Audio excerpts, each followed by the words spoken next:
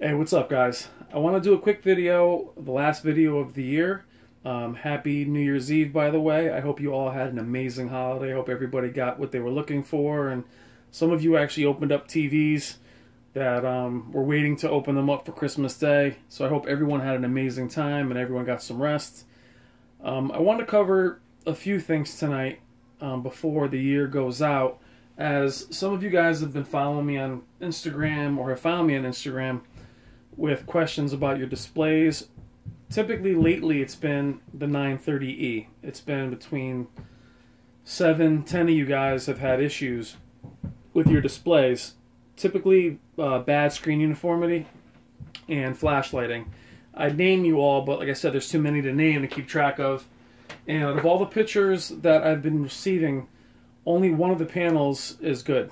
The rest of them are, terrible lines down the screen, flash lighting all over, and I do feel responsible, as a lot of you guys are buying these displays on my recommendations, especially the 930E, which I just gave the nod to over the 900E. The 900E is having this issue as well. Actually, all displays are OLED, Samsung, but I'm getting most of that because that's the display that's on this channel primarily the most. So what I wanted to talk about today is how to deal with Best Buy or even Amazon. I know I've done videos on this in the past, and I'm only doing another one as the year draws out because there's still a need for it. As some of you guys that I'm talking to are going to Best Buy, and you're actually finding some pushback. So I want to give you just a little bit of advice, how to handle them, and how to make sure you get what you're looking for and you're not stuck with a bad panel. As we know, we research these displays tirelessly. You guys contact me on all the different websites, you talk to other YouTubers, we all talk to each other.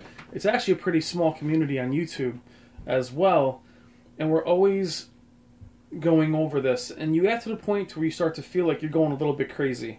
And I know you guys are asking yourself, is this all in my mind? What's going on?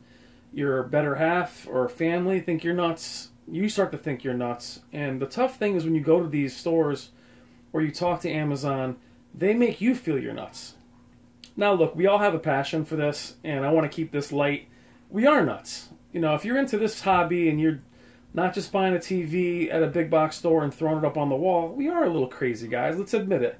I want to keep things realistic. We do have our nose to the screen, but what happens is once we're kind of wronged here and there, it's hard to unsee and hard to stop looking at every flaw.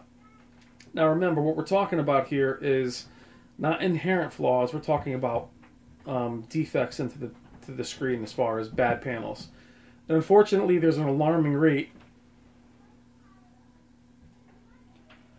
of bad panels, and there really is no excuse for it. But if you ask the advice of the person at Best Buy, or you're talking to somebody on the phone, especially at Best Buy or PC Richards or whatever your big box store is, they're going to try and tell you that it's normal.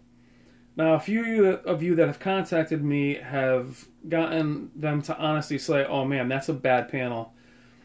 An equal number of you, though, that have had the exact same issue, and as glaring as you've had it, they've said, that's normal. And I've had that at my Best Buy as well, dealing with some of the management, that they would say, hey, these are edge-lit displays, this is normal.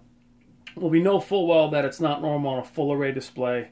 We do know with the 930E and in the Samsung line of edge-lit displays that there is a risk of edge-lit bleed and flash lighting.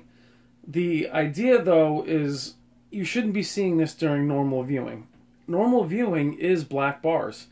And I hate that we have to focus on black bars, as I hate black bars. I never want black bars in my movies. You're looking at the IMAX shot of The Dark Knight on Blu-ray, 4K Blu-ray, which is phenomenal, by the way, guys. Definitely pick this up. But I love when it's full screen. If all these movies were full screen, guys, we would not have an issue.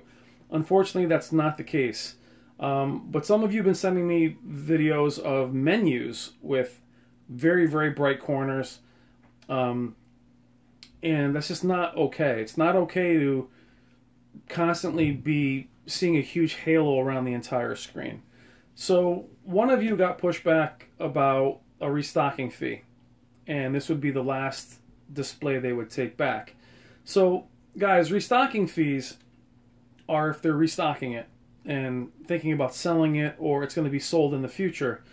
Restocking fees don't happen if the product is defective. So what they may do, and I've seen what they did with my displays, my Vizios and my Samsungs, is that I'll go back to the store in a day or two and it'll be there as an open box. Now that's fine if they want to do that, but when they tell you that, hey, you know what, you can't send any more of these back. Now look, after 4 or 5 of them, I understand that they're apprehensive about sending things back. Any other appliance, your washing machines, your stoves, they don't even let you send them back half the time. They actually will send somebody out to repair it. But these are different animals. I'm sorry. You know, this is a visual product. Or, you know, it's all about what you see. So it's not about, does the thing just play? If it just played, we'd be fine. So when you're in Best Buy or you're on the phone with Amazon, use the proper terminology. And whatever you do, guys, whatever you do, do not say, hey, I just don't like it. Because that's when a restocking fee will apply. Is if you just change your mind and say, you know what, I like OLED. Oh, you know what, I don't like OLED. I want to try this. That's when they do have you, because you're not dealing with a defective product. They can't sell that product as new. So if that's the case, then hey, eat the restocking fee and, you know, my mistake. But when it comes to defective displays, I don't care how young, how old, if you're male, you're female. When you go in there, just be firm and be polite. I know it's nerve-wracking. I didn't like doing it. I hated feeling like I was the annoying guy that kept going back into the store. But we're spending thousands of dollars. And those of you that are spending hundreds of dollars, that's still hundreds of dollars that you saved up to buy these displays. And unlike the other appliances that we were talking about, you know, if a wash machine cleans your clothes, it's good. If a stove cooks your food, it's fine. These things we're sitting in front of, we're just watching. We want to see. It's all about what you see. We want to enjoy them. And unfortunately, we use them, or fortunately, we use them for more than just movies now. We use them for games. The kids watch them. So I just want you guys to get what you are paying for. But the only way to accomplish that is to really be your own advocate and really make sure that you use the proper words. Vertical banding, poor screen uniformity, edge lip bleed, flash lighting, smearing, bleeding. Just let them know that these are things that are happening. Let them know that you actually know what you're talking about. Take your pictures, bring them with you. Ask for a replacement. And typically they will give. Now in Best Buy, if they do tell you, and I was close to this too, this may be your last one, I would then say, well, if this is my last one, then I'll take my money back right now. And then I'll go to Amazon and start again. After you speak to the person at the front, you speak to the assistant manager, then you'll go to the manager above that. If you get that kind of pushback about restocking fees, about defective products, guys, remember it's important the product is defective and not you changed your mind. I want you to then say, I will take my money back, please. I'll take it back now. You can recredit my credit card, and I'll go back to Amazon and start the whole process again. See, Amazon doesn't have a limit on how many you can return as long as those products are defective. So if you get to your second or third and you start getting this, you can either go to another Best Buy or take it to another Amazon and start the process over. Now, guys, I don't want you to have to go through what I went through. That's the reason why I started this channel, and that'll be a separate video. Going through 10 or 11 displays, and I kept going more and more expensive. I don't want you guys going through that, ever. So get what you pay for, and those of you that are thinking about waiting for the next year or CES, hang back, wait for the specs, see what the next displays have to offer. I'm going to do a separate video on that in the next few days about if you should wait or if you shouldn't. But while you guys are struggling with returning displays in the next few days, if you're off, just please take my advice and get what you pay for. I want to thank you guys as always. I want to wish you guys all a happy new year, and be safe tonight. Have fun, and I'll talk to you guys soon.